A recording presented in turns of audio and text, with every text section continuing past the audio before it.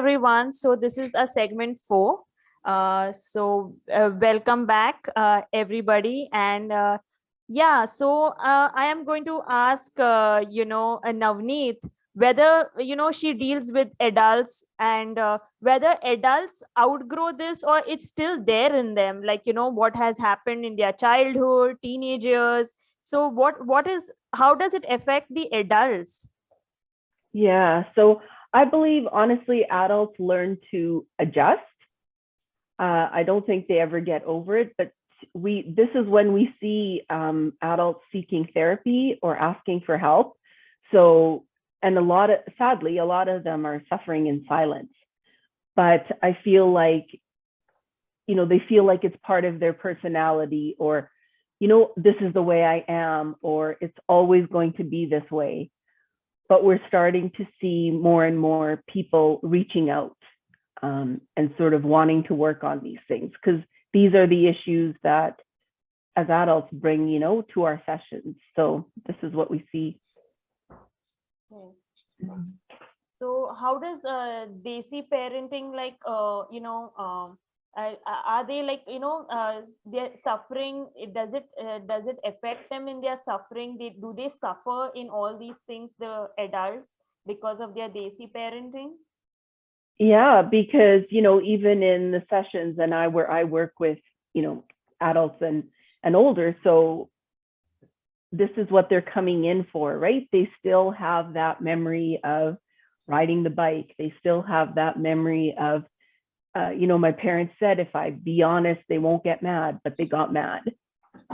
So I think it's still an issue for them, but we see, they're able to bring themselves to therapy because they are adults and are learning to seek help for themselves. Okay.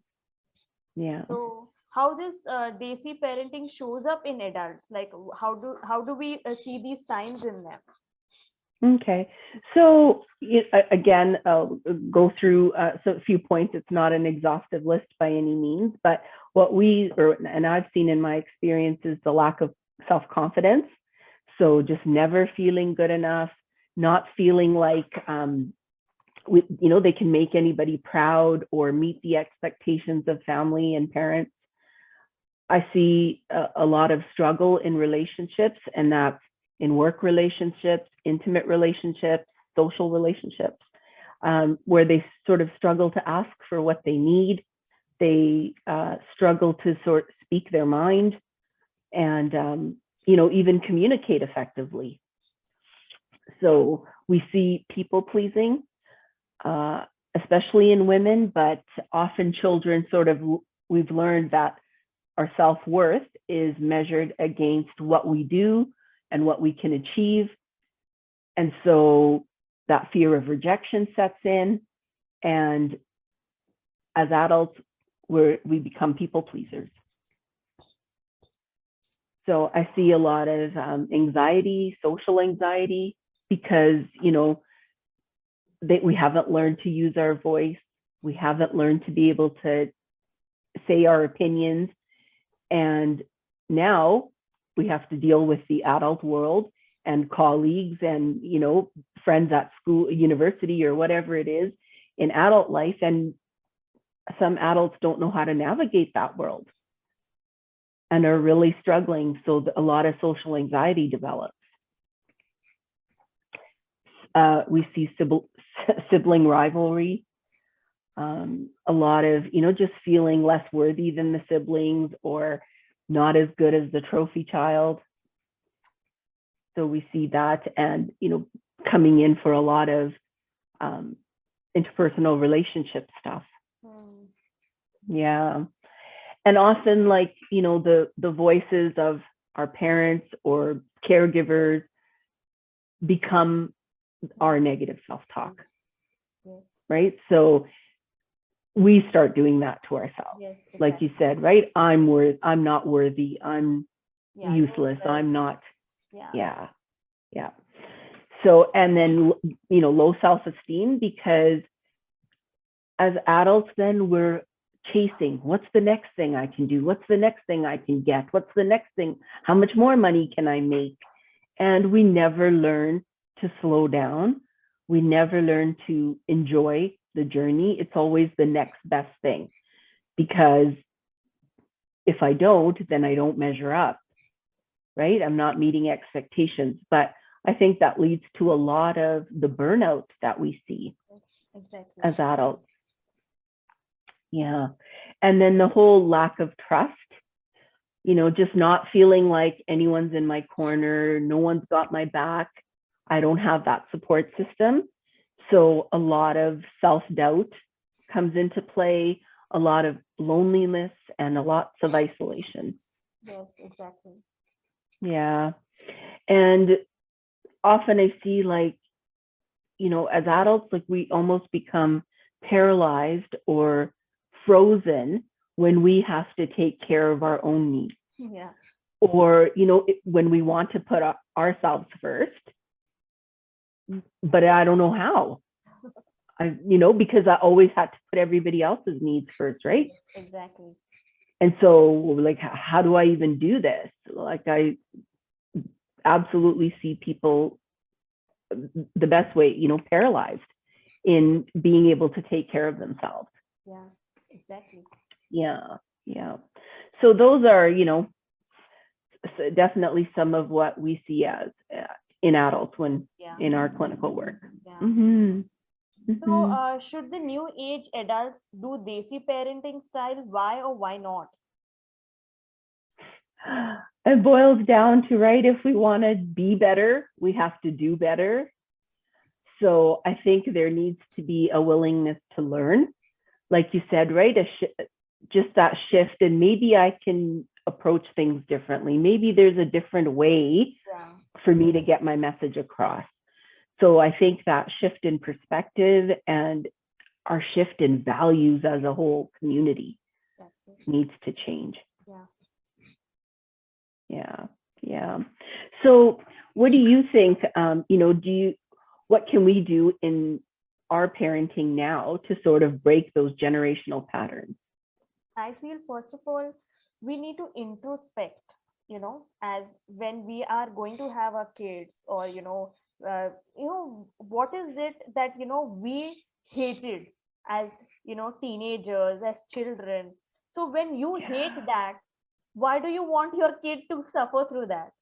So, do the same thing again. Yeah. So you need, if you want your child to be with you, have a friendly relation with you, then you need to change that part of thinking. Even though if your parents say, do this to your child, do that to your child, you should know what is right and wrong.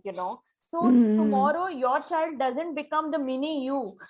It remains, your child can be the person you always wanted to be. So, try and bring the new generation in the best way. Yes, be modern, at the same time have your discipline, and be the, unique, someone different. Like, if the person can think that if my child has not done well, has got 50%, let's celebrate that 50%. Na, at least he got 50. So next time he can get more. So, always encourage. So, the, like, growth mentality, we should have that growth mentality. And, instead of being perfect, let's be unique. Na, why not be unique and be different? Why we want to be like Mr. Sharma's daughter, or why we want to be like Mrs. D'Souza's grandson? Let it be, let it go. Let it, but even 50%, that other perspective is, maybe my child is learning differently. Maybe I need to, they have a different way of learning. I have to teach differently. Maybe I need to get some help for them. Like, right? It's not just get the 100. How do they get the 100? Yeah, and who knows? Your 50, the child must have got 50%, but in extracurricular activity is the best. So why not appreciate that? So, he's doing quite well for himself. So appreciate it. So that's, a lot of appreciation. Where they are wrong, okay, tell them they're wrong, but be appreciative. Give them good feedback. Ask them opinion. And nurture their strengths. Yes, that's really important. Yeah.